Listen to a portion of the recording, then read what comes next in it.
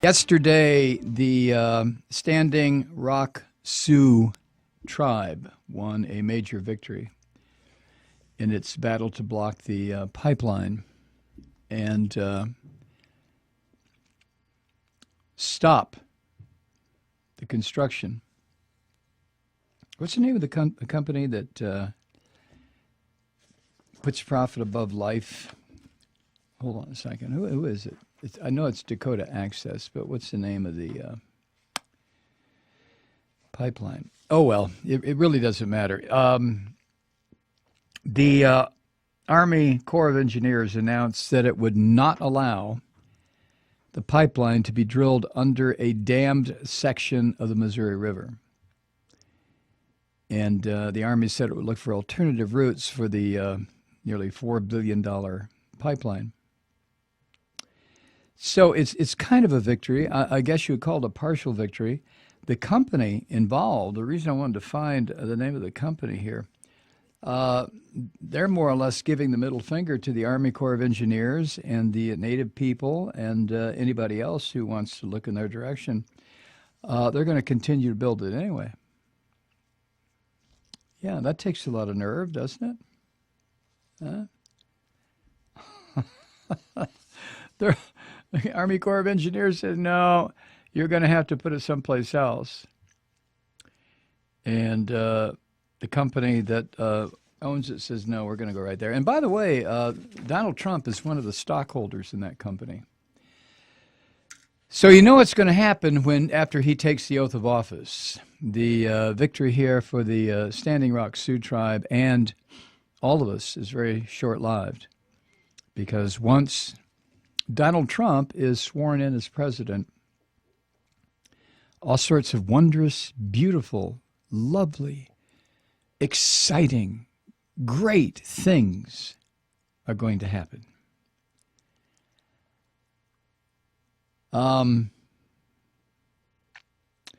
Joe Ellen Darcy, who was the Army's Assistant Secretary for Civil Works, said in a statement when this was announced, she said, quote, "The best way to complete the work responsibly and expeditiously is to explore alternate routes for the pipeline crossing," end quote. Yeah, well, that makes sense. Oh, God. Oh, my goodness. Apparently, common sense prevailed at some point. Now, the Army Corps of Engineers works for the Army, and the Army works for the Defense Department, and the Defense Department works for the executive branch, and the executive branch right now is under the control of Barack Obama, so that's who the order came from, to stop it. I cannot understand why, unless it was for the sake of drama, Mr. Obama let it go this long. But there were a couple of developments that I think was appropriate to, or the cause of the decision to reroute this abomination. First, about 2,000 veterans, Native people and non-Native people who had served in the U.S. military were starting to gather.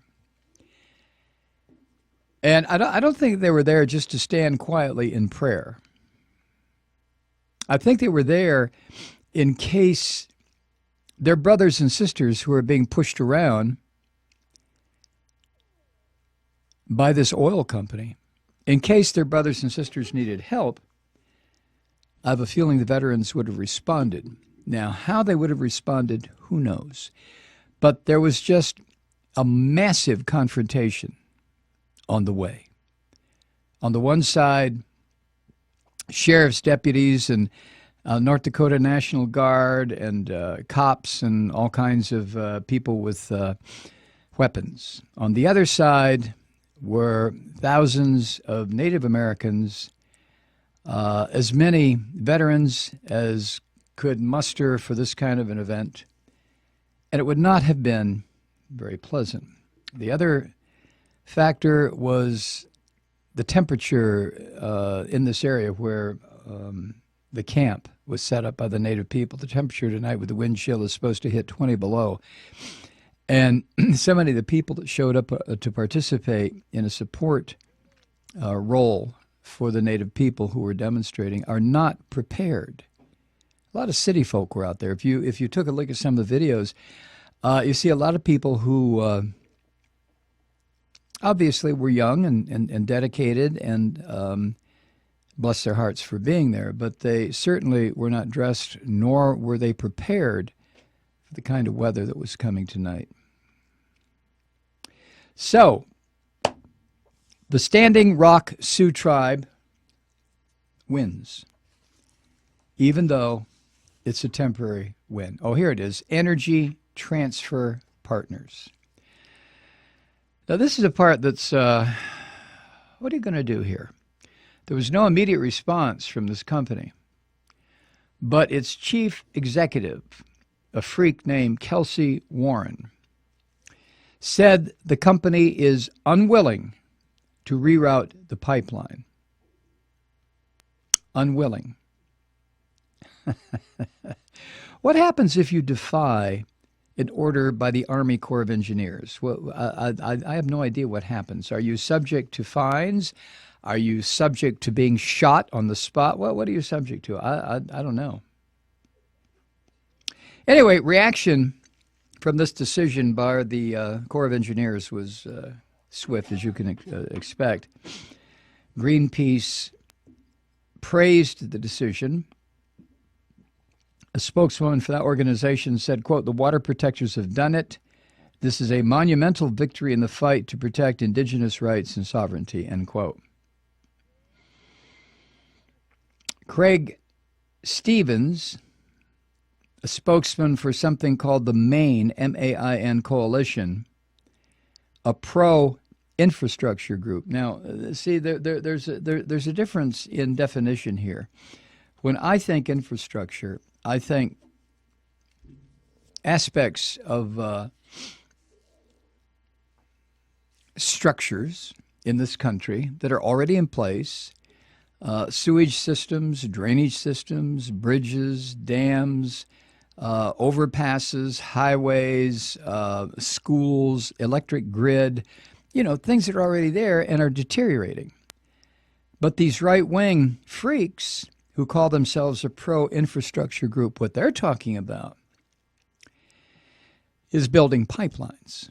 That's all they're about, pipelines. So they were kind of irritated. They condemned the move. They said it was, quote, "a purely political decision that flies in the face of common sense and the rule of law," end quote. Flies in the face of common sense. What do people like this guy, Craig Stevens, the spokesman for this neo-fascist group, what do they think when they say that the decision to reroute this pipeline, there was no decision made to blow it up or trash it or put it off or stop it, or Energy Transfer Partners get out of North Dakota, forget about it. No decision like that at all. The only decision was to reroute it. So how does this freak Craig Stevens say it was a purely political decision that flies in the face of common sense? What is the common sense? I would like to ask this guy, what is the common sense involved here that this decision flies in the face of? What would it be? What could it possibly be? In a statement, this freak went on to say, quote, unfortunately, it's not surprising that the president would, again, use executive fiat in an attempt to enhance his legacy among the extreme left. Wow. The extreme left. Well, put me there, Craig Stevens, and if you and I ever run into each other at a party, I will probably spit in your drink when you're looking the other direction. These people just really turn my stomach, don't they yours?